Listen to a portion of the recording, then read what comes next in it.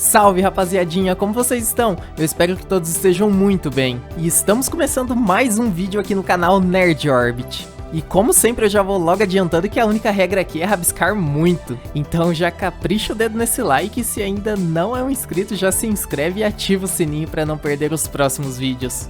E hoje a parada por aqui vai estar meio nostálgica, porque nós vamos desenhar os irmãos Cat Dog, que pra quem não se lembra ou nunca ouviu falar, foi uma série criada pela Nickelodeon em 1998, que basicamente contava a história de um gato e um cachorro que dividiam o mesmo corpo. Então, sem mais delongas, puxa essa vinheta aí logo!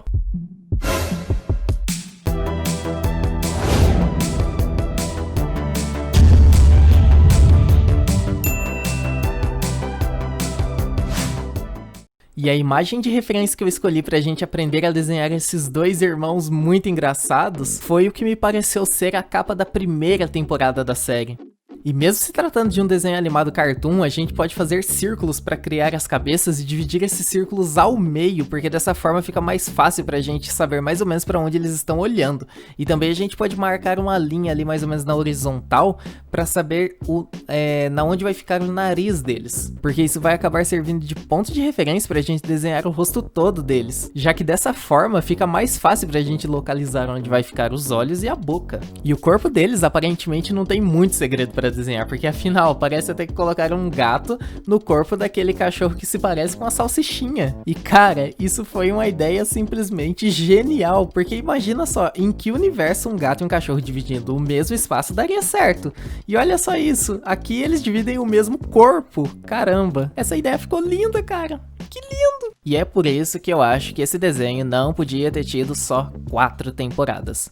Só que também, se for pra fazer mais temporadas e estragar o desenho, é melhor ficar só nas 4 mesmo. E aqui desenhando a gente já percebe qual que é o personagem com a cabeça mais no lugar ali no desenho e qual que é o personagem mais louco que não se preocupa tanto com o que faz e nem quais serão as consequências daquilo. E eu gostei muito dessa imagem de referência porque ali na cena o Cat tá com a cara meio que de preocupado e fazendo o sinal pro Dog ficar quieto, já que pode supostamente acontecer alguma coisa se eles fizerem algum barulho pelo jeito.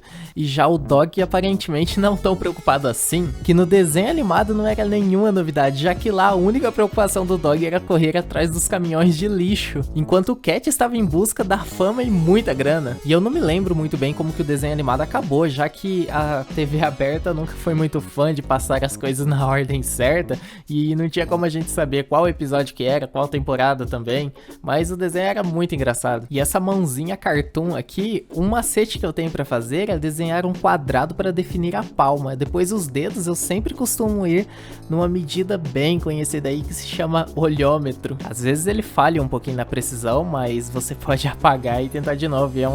E é sempre bem legal você treinar o seu olhar, sabe? Tipo assim, de reproduzir as coisas ali nas proporções e tudo mais, de onde as coisas se encaixam. Isso ajuda muito e acaba economizando um certo tempo ali, porque daí você não precisa ficar fazendo várias formas geométricas para fazer uma parte, apenas uma parte ali do desenho, e isso vai acabar te tomando muito tempo. E outro detalhe é que o cartão também é um estilo de desenho um pouco mais livre, mesmo que você também é importante você dar coerência às coisas, tipo assim, pra saber da onde que tá vindo o braço, tipo as pernas, sabe? E essas coisas, mas é um estilo mais livre e algumas ideias acabam funcionando muito bem. E essa mãozinha não muito diferente, é o mesmo esquema, a gente faz um quadrado ali pra saber, pra ter uma base da palma da mão, e vai fazendo os dedos. Às vezes precisa de alguns ajustes, igual eu estou fazendo aqui, mas nada demais. Ou apagar algumas partes e refazer. Mas é dessa forma que a gente vai aprendendo. E é claro que, tipo assim, na mão humana, se fosse o caso de um desenho um pouco mais realista, mais humanoide, seria um pouco diferente esse esquema, porque tem outros macetes lá, tipo assim, é um pouco mais detalhada, né? Então ali as formas geométricas acabam funcionando muito bem e vindo bem a calhar. E muita gente também acha as mãos e pés as partes um pouco mais complicadinhas de fazer em um desenho, tanto é que quando a gente é criança a gente costuma desenhar os bonequinhos com as mãos no bolso para não precisar desenhar as mãos. E eu acho que eu já comentei aqui no canal que eu vou vir com um tutorial que vai ter vários macetes para desenhar mãos. E tipo assim, são macetes que me ajudaram muito. E eu acredito que esse é o fim do nosso esboço e essa é a estrutura que a gente estava procurando desde o início. Então vamos partir para a hora mais esperada de quando se começa um desenho, que é quando a gente sabe que o esboço deu certo, tudo correu bem e a gente pode começar o traço final. E só lembrando que nas partes externas e partes maiores do nosso desenho, a gente pode utilizar um brush maior para não ficar todo o desenho com a mesma espessura, sabe, de traço. E não ficar aquele desenho chato, sem graça, monótono, sem movimento, sem vida, porque a gente não pensou antes em utilizar canetas com pontas de espessuras diferentes para dar alguns detalhes a mais no nosso desenho, que no final vai dar uma cara bem diferente para o nosso desenho. Então, portanto, valorizem os detalhes. Mesmo aqueles que você pensa assim, eu nem vou fazer porque ninguém vai prestar atenção.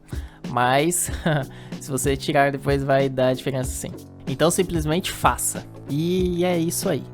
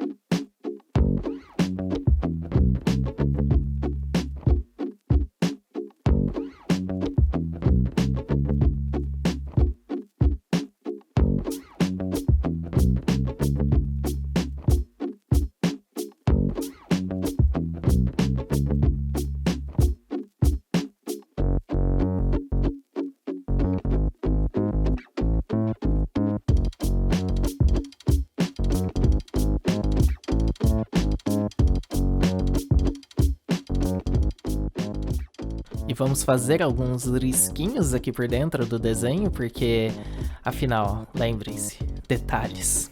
E esses risquinhos também são conhecidos como rachuras, tanto é que nas HQs e mangás são utilizados para substituir as sombras. Tipo assim, você faz muitos risquinhos na onde seria uma sombra chapada e acaba dando uma textura também muito legal.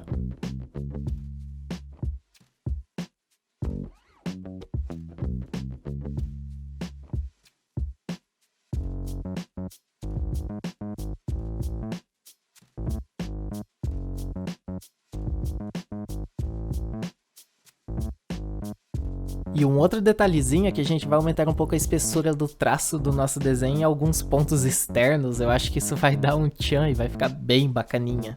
E terminando isso, agora vamos às cores. Aqui eu já separei a paleta de cores do CatDog para facilitar um pouco o nosso trabalho, né? O vídeo não ficar muito longo. E logo de cara a gente já percebe que a paleta de cores deles não é muito extensa. Mas no caso da pintura digital, a gente pode criar os shapes com as cores de base e logo em seguida vir com as sombras e volumes. Porque dessa forma a gente não precisa ficar ali selecionando toda hora a parte que a gente quer pintar para a cor não passar para outra que não era para ter pintado. Daí não ficar nesse negócio de ter que ficar apagando muito também.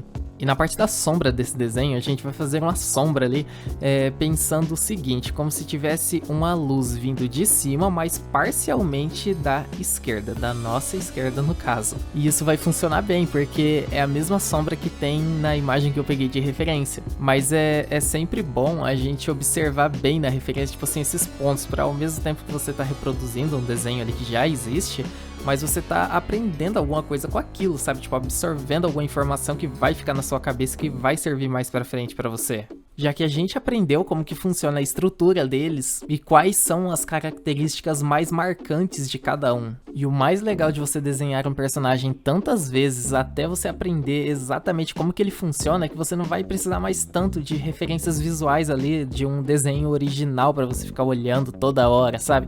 E vai deixar o seu trabalho um pouco mais rápido.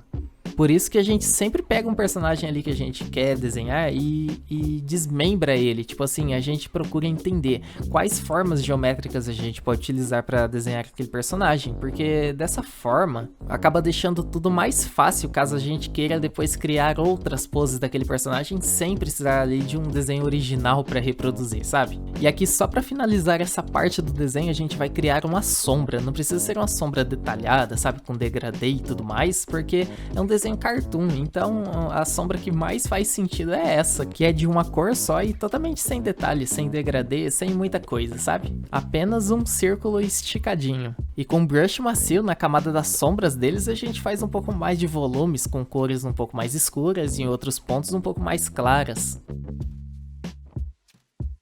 E como eu havia falado em algum momento ali atrás, a luz está vindo de cima, então a gente vai pegar algumas extremidades aqui do nosso desenho para fazer alguns pontos de luz, bem marcantes e com uma tonalidade quase que branca.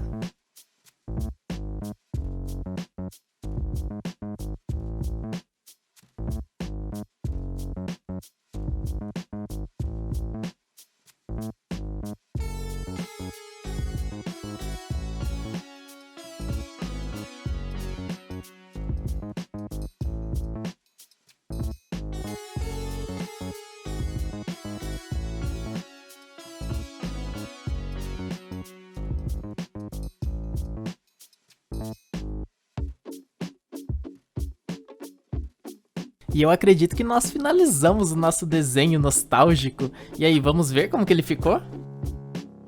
E esse é o resultado do nosso desenho do Cat Dog, que foi um desenho animado que fez parte da infância de muita gente. E se você ainda não conhece a série desse desenho animado, vale muito a pena conhecer.